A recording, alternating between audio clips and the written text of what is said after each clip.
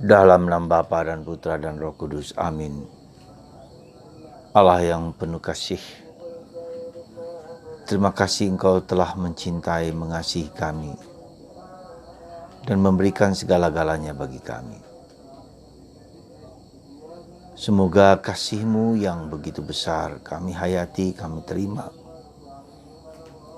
Kami syukuri sebagai tanda kasih-Mu yang tak pernah habis-habisnya bagi kami. Seperti Engkau mencintai putra-Mu Yesus, demikian pun Yesus mencintai kami. Terpujilah nama-Mu kini dan sepanjang segala masa. Amin. Saudaraku terkasih dalam Kristus, bacaan Injil hari ini merupakan suatu ajakan, tapi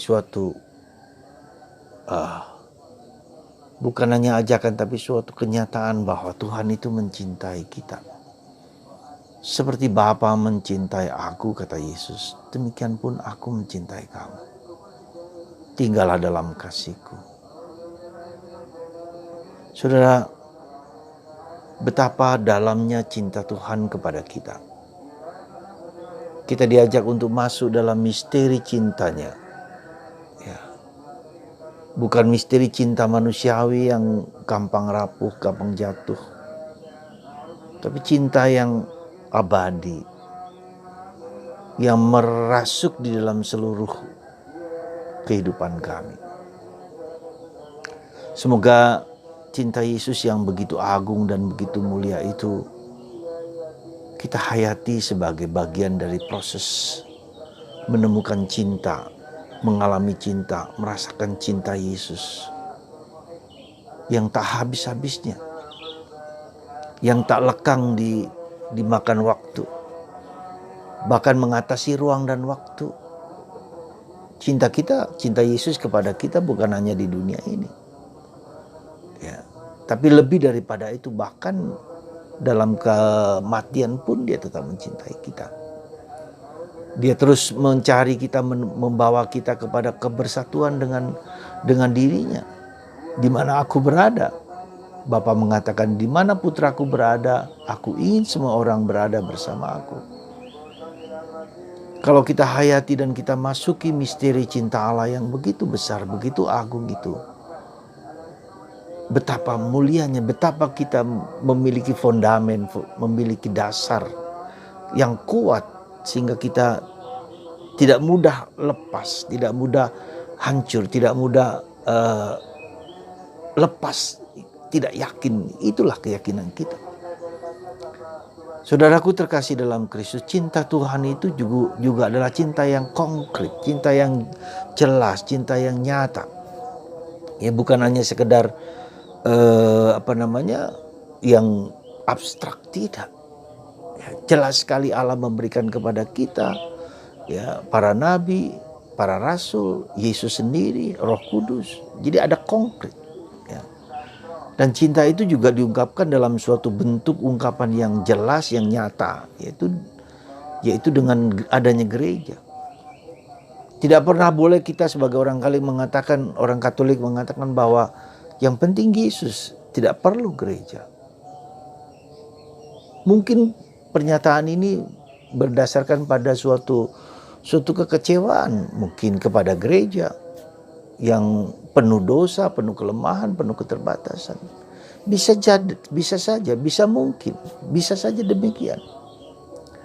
Ya, tetapi kita lihat dalam sejarah kemanusiaan bahwa cinta Tuhan itu bukan abstrak, tapi konkret, nyata, jelas, kelihatan, ya, berupa kenyataan fisik.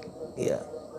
Nah, maka cinta Tuhan kepada kita itu diwujudkan juga dengan Yesus membentuk adanya gereja. Ya, dalam bacaan pertama hari ini menjadi jelas sekali bagaimana ketika para rasul berhadapan dengan problem yang mereka hadapi kaitannya dengan sunat, di mana bangsa Yahudi telah menjalankan sunat itu puluhan ratusan tahun sebelumnya sebagai syarat untuk memasuki menjadi orang Yahudi. Dan mereka bertengkar dalam tanda petik bagaimana menghadapi itu. Maka mereka mengundang para rasul, ya, para tua jemaat berkumpul, berbicara, ya, mendiskusikan kenapa demikian, dasar kitab sucinya apa. Nah, setelah semua berdiskusi itu tampillah Petrus sebagai tokoh, ya, sebagai pemimpin dari para rasul, ya. Jadi Tuhan melihat dalam diri, Tuhan membentuk gereja ini, otoritas di dalam gereja Katolik, otoritasnya, ya, authority of God di tangan Petrus. Ya. Dengan Petrus mengatakan bahwa tradisi sunat bukan hanya kepada orang Yahudi. Ya. Bagaimana dengan orang-orang yang tidak bersunat? Ya. Apakah mereka mendapatkan keselamatan? Dan para rasul dengan jernihnya melihat itu.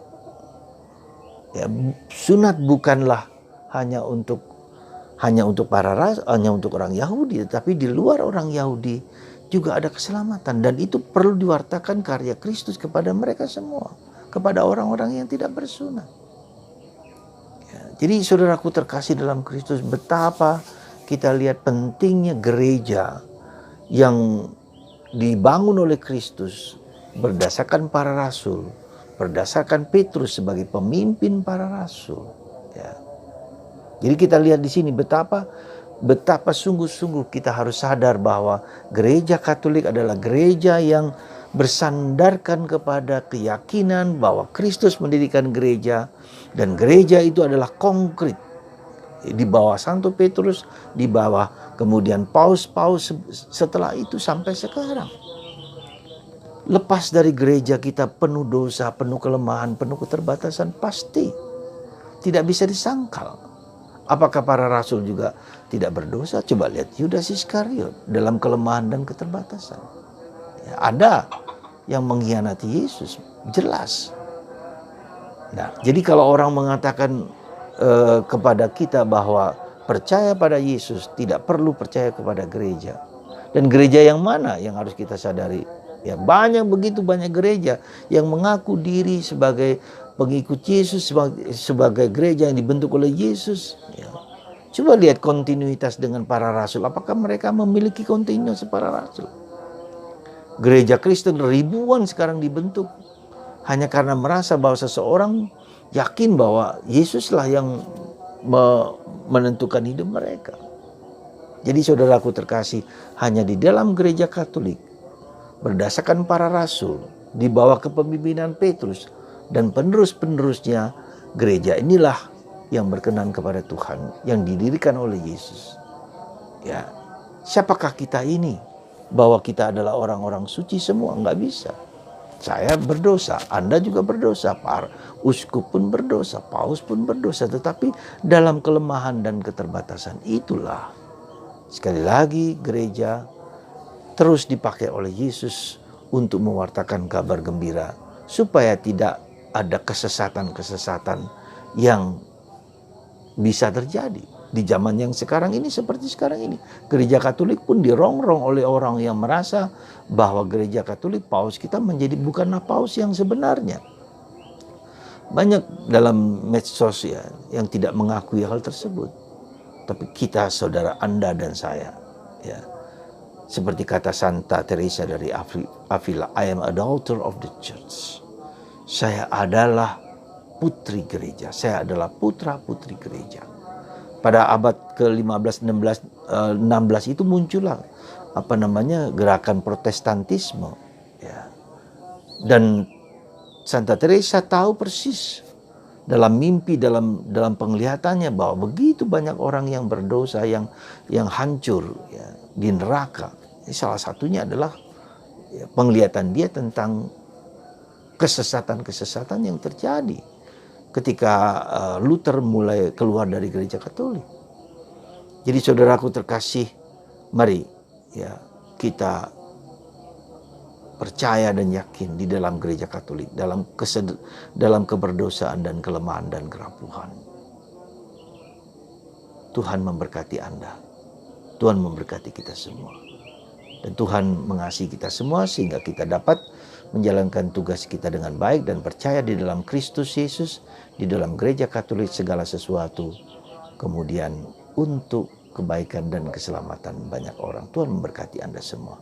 Bapa, Putra, dan Roh Kudus. Amin.